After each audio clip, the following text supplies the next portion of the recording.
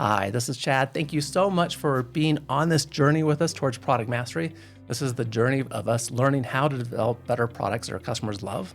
Today, we're talking about mental health for product managers and leaders, specifically product managers moving into leadership roles and those that are already in leadership roles. We'll call this emotionally fit leadership, and we'll hear more about that in a moment. Joining us is Dr. Emily Anhalt. She's a psychologist, emotional fitness consultant, and the co-founder and chief clinical officer of COA, which is your gym for mental health. For the past 14 years, Dr. Anhalt has been working clinically with executives, founders, and tech employees, and has conducted extensive research with prominent psychologists and entrepreneurs about how leaders can improve their emotional fitness. She's collaborated with some of the fastest growing tech companies in the world, certainly names you would recognize, including Google, Asana, GitHub, Unilever, and Bloomberg. Also, as we talk, we prepare detailed written notes for you. We also include a one-page action guide to help you put into action immediately some of the key takeaways Emily will share with us. You'll find those resources at productmasterynow.com/474. And this podcast is made possible by the Rapid Product Mastery Experience. That is the RPM experience.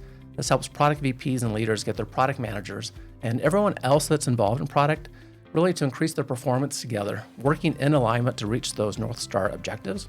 And it works best for new teams or established teams that are facing a big challenge. We meet virtually for 9 weeks, 75 minutes each week, and participants learn the 7 essential knowledge areas. And they build trust and improve their collaboration in the process. It's not like other training, it's an experience that does help you improve your performance together. To see why it's unique, please go to productmasterynow.com/RPM and see if it can help you. Emily, I am delighted that we get to talk today. Likewise. Thank you for having me. Thanks for joining. When I came across your bio and the information that your company does, I was very intrigued. And this issue of mental health in general is very important. And then how can we prepare to be better leaders is really something I think many of us in the product management world are interested in. Many people listening right now are moving into leadership roles, and many are already leaders. And always there's opportunities for us to be more effective and do a better job and take care of ourselves and people in the process that we serve. You have this course called Emotionally Fit Leadership for Product Managers, and it addresses 8 topics. And in our time together, we might not get through all of them, but I want to talk about some of them and just see where we end up. One of them is self-awareness, which I think is a really important place to begin. And I suspect listeners already have some mental images flashing through their head, some memories of leaders that that person just wasn't aware of how they were viewed or how the impact they were having. Let's start with that one, if you would, about why is self-awareness important? What should we know about it? Well, sure. I actually might rewind a little and tell you about how Yeah. I got to these 7 traits in the first place. Like, what is Okay. this course? What is emotional fitness? Because I think it's a relatively new idea. Emotional fitness is an ongoing proactive approach to working on your mental health. It's the equivalent of going to the gym for your mental health instead of waiting until something's wrong and then going to the doctor. And I really wanted to understand what this looks like in practice. Like with physical fitness, we know you should eat healthy, you should sleep enough, you should exercise. But we don't necessarily have a lot of clarity around what exactly you should do to build a proactive mental health practice. So, a number of years ago, I went out and did a big research study where I interviewed 100 psychologists and 100 entrepreneurs. And I asked them, how would you know if you were sitting across the table from an emotionally healthy leader? Hmm. What does that look like? What does that feel like? What do they do? What do they not do? And out of this research came what I call the 7 traits of emotional fitness. These are the 7 things we're going to be talking about today. And these are the 7 things that if you are practicing them in an ongoing way, you are building stronger emotional fitness. So, like you said, the first one is self-awareness. And self-awareness is really important because it's pretty hard to change something if you don't know that it exists. So, in order to improve ourselves, we first have to have some ability to see what we're good at and what needs improvement.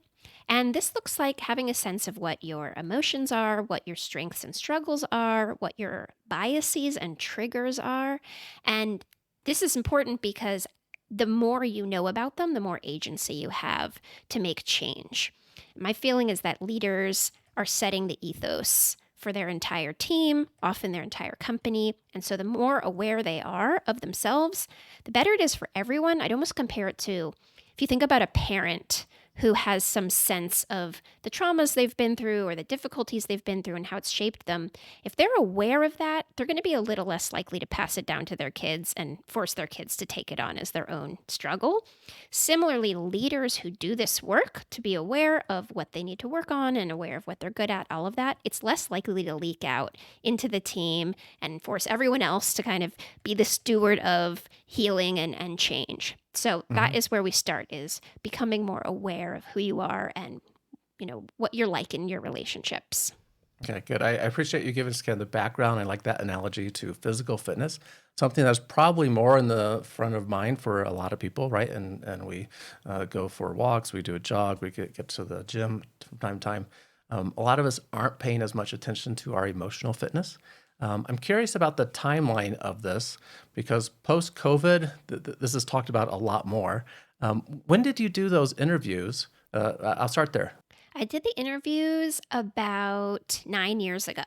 Okay. So this was definitely before mental health was having quite as much spotlight shown Right. on it.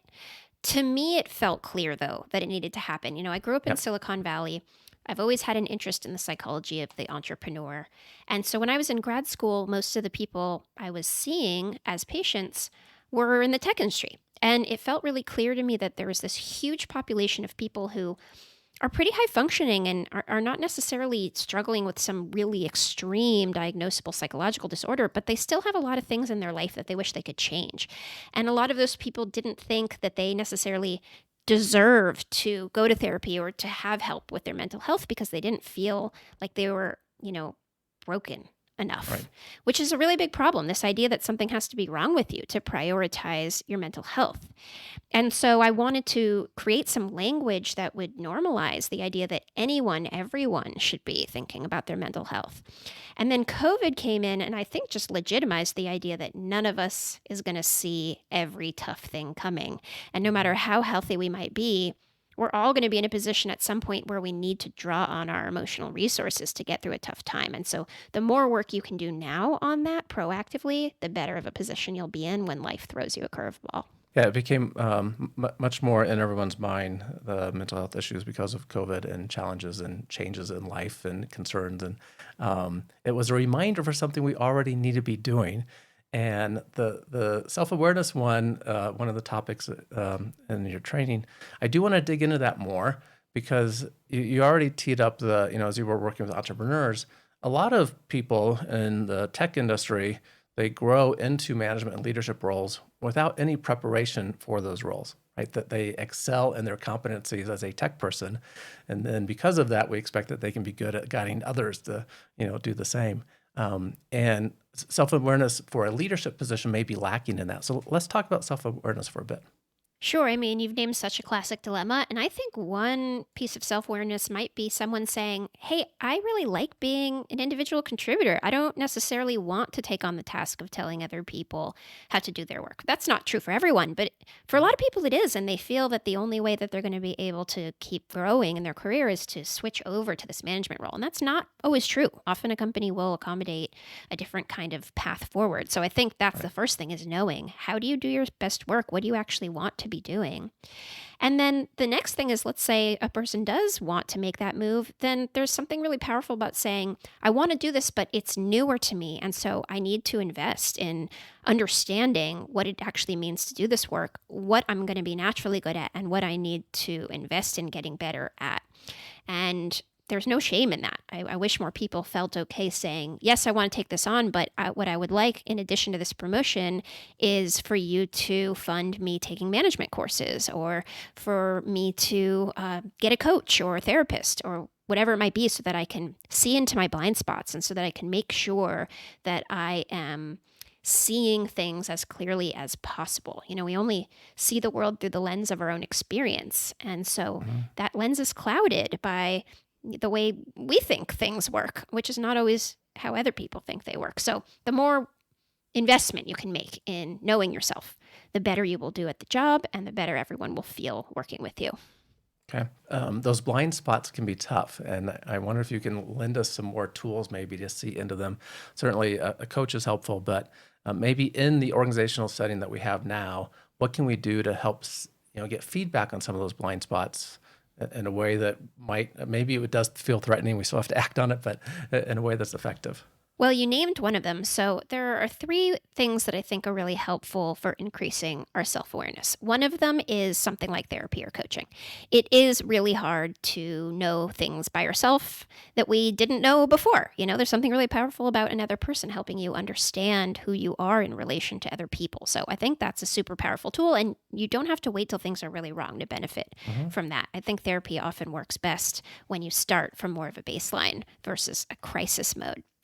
The next category of work on self-awareness is introspection, creating regular practices of turning inward and asking yourself tough questions. And a tool that's great for this is journaling. Writing things out and looking at them written down and noticing that they might feel different written down than they did swirling around in your head. And that also, if you journal over time, you start to see patterns. You start to notice that, I could have sworn that I have been feeling really frustrated for a week, but actually a few days ago I said I had a great day. So that's interesting. We have kind of a selective memory. So introspection, asking yourself questions, is really powerful. Meditation is another great tool for this, just sitting quietly with your thoughts and seeing what comes up.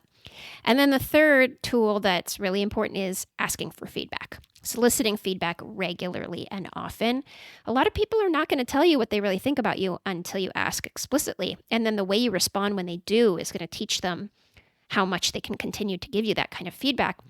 So one of the exercises that I tell people do, something I call an emotional push-up, a little emotional exertion to make yourself stronger, is every week or so, pick someone in your life whose feedback you value.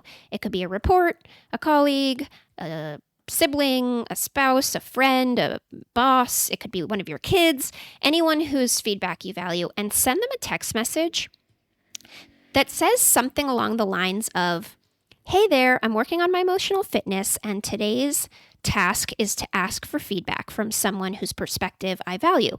So I would love for you to tell me, what is one thing I'm doing well as a colleague, a friend, a boss, whatever it might be, and what is one thing that I could do 10% better?" And send a text like this out to a different person every week, and you will be really surprised what comes back to you. Not only will people often be pretty honest with you about what you might think about improving, but you also might be really surprised by what you're already doing well. And self-awareness is just as much about knowing what your strengths are so that you can lean toward them as it is learning what your struggles are. So, Chad, for example, I'd be curious if you would share, what is a strength you have that you didn't really know you had until someone pointed it out to you at any point in your life? At any point in my life, probably the one that is a bit more recent as an acknowledgement is I'm particularly good at doing new things. So the thing that hasn't been done before is off-putting for others. And it would be for me initially too, but I'm really good at getting my hands around it and figuring out a path forward. That's really cool. And once someone pointed this out to you, did it change anything to know this about yourself? Did you make any changes in your life as a result? The way this came about was actually me being asked to start a youth group at our church. And that was a very scary thing because I have had teenagers, and the idea of working with high schoolers was intimidating. It's like it's hard enough with my own kids. What am I doing with others? But when I framed it as, well, this is a new thing that we haven't had before, and I can help get people together to push forward on that idea, that was helpful. And so my key takeaway from that moment was I had some idea that I was good at doing new things, but I can frame it for all kinds of situations, right? Not just maybe a new product or other things. It's like, oh, I can frame this in completely different ways. That's great. So that's why, asking for feedback is powerful, because people start to tell you these things. Like my example is, at some point in grad school, someone said, "Emily, you're pretty good at taking complicated psychological concepts and repeating them in a way that feels a lot easier to understand." And that had never occurred to me that was a thing that was resonating with people. And I've essentially built my entire career around this. I wonder if no one had ever said that to me, if my life would look like it does now, because I thought, Right. oh, if this is working for people, maybe I'll lean into it. So self-awareness from every angle, super important. Yeah. So some really good points in there. I just want to highlight getting that feedback was so very valuable. I think that's something that we can do for others as we serve others, For whether it's sure. just as a peer or if we're a leader and it's someone that we're mentoring. It doesn't really matter what that relationship is like. We can give them that feedback, like, have you noticed you're really good at this thing? And particularly a lot of us that are good at something, we take it for granted. Like, oh, yeah, everyone's Right. good at that, right? And taking a moment for us to give that feedback to others, I think is very powerful. I agree. And often when you send that message of one thing I'm doing well and one thing I could be doing 10% better, Yeah, often people will also want you to answer for them. And it's an opportunity to do that. But if you are a leader, you should also be giving feedback regularly. yeah, And your positive feedback should be as detailed as your constructive feedback. Often when we give constructive feedback, we say, hey, this isn't working. Here's how I see it showing up. Here's what could be different. Here's the effect that it's having. And then with positive feedback, we just say, hey, great job. And I think it's really important with positive feedback that we say, here's what's working, here's the effect hmm that it's having, here's why I appreciate it, here's how it could keep happening. That's really important. And I think helps people feel good about also taking in the tougher feedback. yeah, absolutely. A couple things that you said that were very important to me was when you get feedback, respond in a way that encourages more feedback. Right? So, Right. so sometimes it's like, okay, I know this gut punch is coming. Punch is coming. I'm going to take this cheerfully and honor the feedback, right? And you may have more to say that. The other thing I really liked was you defined kind of an expectation, right? Just like I need feedback on what I'm doing wrong.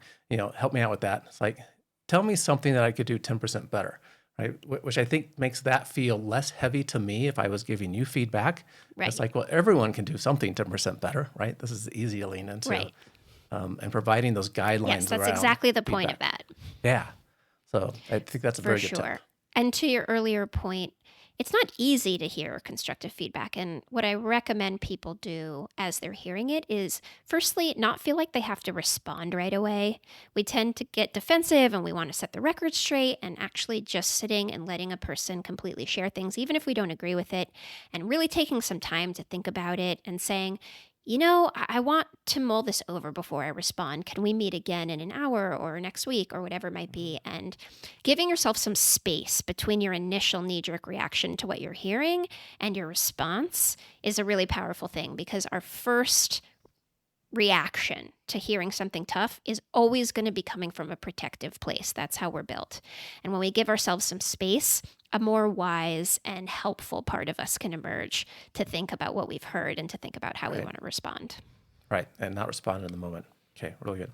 Okay. Right. So self-awareness and an element of that is getting feedback to help us recognize those blind spots, and also Uh-huh. coaching, useful introspection, self-reflection. Important for product managers and especially those in leadership, but just interacting with others. Empathy is something we also talk about in product management a lot because we want to empathize with our customers and in some sense walk in their shoes so that we can develop better products that solve their problem. But it shows up also in our interactions with each other as well. And I'm sure there's some things we can learn about empathy from the work that you do. For sure. So, if self awareness is understanding and managing your own emotions, empathy is being able to understand other people's emotions. And the big misconception around empathy is, I don't think people realize that empathy has a feelings component. If you intellectually understand what someone is feeling, but you are not feeling it at all, that is not empathy. That's sympathy. Hmm. Empathy means actually allowing yourself to feel what someone else is feeling so that you can understand it. And a lot of us are resistant to this because we don't necessarily want to feel what everyone else is feeling. And some of us also believe that if we really feel what someone else is feeling, that we then become responsible for that feeling, that it is now our job to fix it or do something about it. And the biggest lesson I want to put out there about empathy is that empathy and boundaries are not mutually exclusive. They are actually deeply reliant on each other. To be a person who can deeply empathize with other people, you also have to have really strong boundaries. Because if we are endlessly empathetic, it runs out really quickly and we're not going to be effective. But if we can have strong boundaries alongside our empathy, then we can do a lot of understanding what someone else might be feeling. Empathy is complicated because it's going to be pretty tough to empathize with anything that you're not comfortable feeling yourself. So, for example, if you're a person who really is uncomfortable with feeling angry, well, there are a lot of people out there like this. Or it's like, I don't like anger. I don't really let myself get close to anger. If someone else is feeling angry, it's going to be hard to empathize with that because it would require you to feel something you don't really like to feel. So that's why self-awareness comes first. Is first you need to understand what your emotions are and get comfortable with your emotions. And then you're going to really be able to meet other people in theirs. Okay. Let's talk about boundaries a little bit in that. Maybe an example would help us of, boundaries that might enable us to be more, to show more empathy, to be empathetic. Sure. So I'll start with myself as an example. So I'm a therapist. There are all kind of boundaries that are built into the work of therapy because my job is literally empathizing in all kinds of ways. So a therapy hour starts on time and it ends on time. It's in the same place every time. I'm not going to have a patient who is also a friend of mine or who is really involved in any other part of my life. And the reason why we hold these boundaries so tight is that by doing that, I can go really deep with someone within that space and time.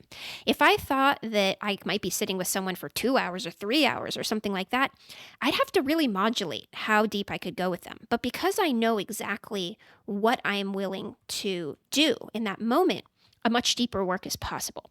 So similarly, let's say you are a product manager and you're leading someone and they're going through a really tough time at home. And you can tell that it's affecting their work. Empathy means letting yourself for a second really dip into what they might be going through. Really letting yourself feel what it's like to be going through a tough thing at home and also trying to show up at work. And if you can really let yourself feel that, you're going to be able to show up for them in a different way. However, what some people do once they're in that space is they now think, oh, well, now your problem is my problem. I somehow need to help you figure out what to do about everything going on at home, and I need to accommodate you. And even though there's this really important deadline, I guess I just can't give you any consequences because now I know how tough your life is. That's not actually the case, and that's not good boundaries.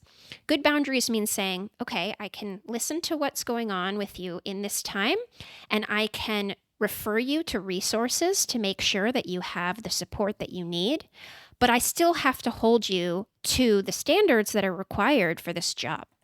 And all of those things can happen at the same time. And if you know that, if you trust that, then you're going to be able to be a more empathetic leader when those tough things are happening. Right. Does that example land? It does. It's very helpful. Great. The perhaps somewhat unrelated example to listeners, but go with me for a moment on this. So my son just started college this year as a freshman, and we during orientation from some other parents that were had alumni children there in the past shared, your student is going to be going through lots of changes during this first term and getting used to college and all that. They're going to run into lots of problems. You should not try to solve the problems. You should be there to help encourage, understand what the problem is with them and encourage them to come up with solutions. But you're not there to solve the problems for them. And that kind of related to me, that's what popped in my head as you were talking about that, is that we're not trying to make the problem, we're hearing our problem. We do want to listen, and that's empowering all by itself, right? Just listening, you're aware of the problem, what's going on, and also make clear you have responsibilities you have to get done. My son, as a student, regardless of the problems you're facing, you have to get to class. You need to do the homework, right? There's the basics in place still. So I liked what you shared. Oh, thank you. And I can share a tool that I think can help with empathy.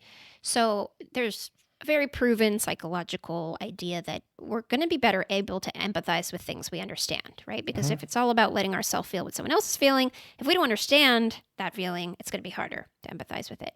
And a good example to illustrate this is if anyone in your life has ever been really frustrating or annoying to you, their behavior has just really rubbed you the wrong way and you're just, you're so annoyed with them. And then all of a sudden you get more information. You find out, oh, they just lost a parent this week, or they're going through something really tough. All of a sudden, you're going to soften a little bit. You're going to empathize. All of a sudden, their behavior might feel a little less personal, less frustrating because you understand it. So a tool that I recommend that's been so powerful at COA is something that we call an emotional fitness survey. And what we do is anytime someone new starts to work with us at COA, we send them this survey of questions that lets them tell us what they need in order to do their best work.